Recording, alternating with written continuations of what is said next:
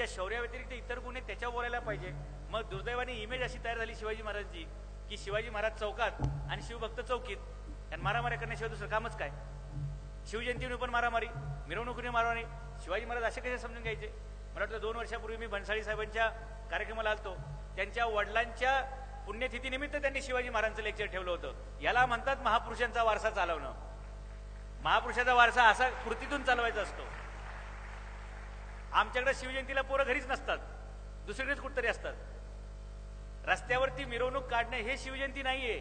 शिवजयंती मनामनात झाली पाहिजे, शिवजयंती घराघरात झाली पाहिजे, आणि ती शाकाहारी झाली पाहिजे. पुरणपोळीचं जेवण करा, मित्र पाहुणे नातेवाईकांना जेवायला बोलवा. दिस इज शिवजयंती. उगाच काहीतरी दुसऱ्याचे पैसे तिसऱ्यांनी वर्गणी काढायची, चौथ्याची ढोल पिटायचे. दिस इज नॉट शिवजयंती. शिवजयंती म्हणजे आवाज गाजावाजा हे नाहीये, अजिबात नाहीये. त्या दिवशी आपण एखादं पुस्तक वाचा, त्या दिवशी एखाद्या मॅनेजमेंटची टेक्निक शिकून घ्या, ही शिवजयंती आहे. अशी शिवजयंती करायला आपल्याला अपेक्षित आहे. नाहीतर नुसते ढोल बडवायचे, कुठतरी मस्जिद दिसली की जोरात वाजवायचं, दंगा करायला बघायचा. This is not a Shivaji Maharaj. Shivaji Maharaj असले नव्हते. सगळ्या जातींना सोबत घ्या, सगळ्या धर्मांना सोबत घ्या. आणि मी व्याख्यानाला तारीख अशाच शिवजयंती मंडळाला येतो की जे मिरवणूक काढत नाहीत आणि डॉल्बी डिजिटलचा संबंध येत नाही. याच्यामुळे नुकसान होतंय समाजाचं. म्हणून शिवजयंतीच्या मिरवणुकीला घरंदाज घराण्यातल्या स्त्रिया महिला येत नाहीत. कारण तुम्ही शिवजयंतीला गाणी कुठली वाजवता? सैराट वाजले की 12. याचा काय संबंध आहे? म्हणजे एकमेव फक्त हे शिवभक्त असे बदमाश आहेत. तुम्ही कधी बघितलं जैन लोकांच्या मिरवणुकीमध्ये पिक्चरची गाणी? कधी मुस्लिमांच्या मिरवणुकीमध्ये गाणी बघितली? कधी शीख लोकांच्या मिरवणुकीमध्ये गाणी बघितली? कधी ख्रिश्चन लोकांच्या मिरवणुकीमध्ये गाणी बघितली? मग शिवजयंतीच्या मिरवणुकीत गाणी येतात कुठून? ही खान तुमच्या डोक्यात आली कशी? तर ही याच्यामुळे की तुम्हाला सांगणारे लोक शहाणे नव्हते. तुमचा गैरसमज करून दिला की शिवजयंती म्हणजे आरडाओरडा. आरडाओरडा नसते शिवजयंती.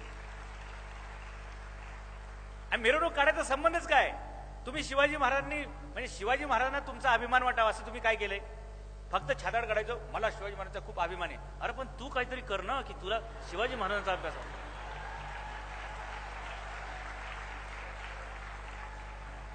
अरे तुझ्याकडे बघून, तुमच्याकडे बघून एखाद्याला वाटलं पाहिजे.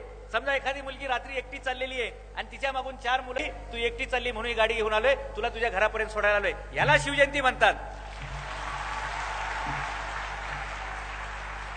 म्हणजे ज्या देशामध्ये मुली आणि महिला असुरक्षित असतील त्या देशातल्या लोकांना शिवजयंती करण्याचा कुणी अधिकार दिला? आज आमच्याकडे कायदा आणि सुव्यवस्थेचा प्रश्न का वाढला? शिवाजी महाराज आम्हाला कळले नाही.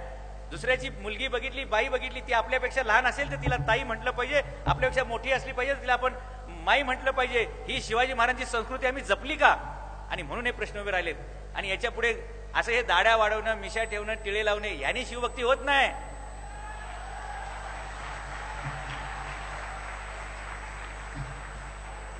शिवाजी महाराज म्हणजे त्यांचे आचार आणि विचार कृतीत आणणारी माणसं.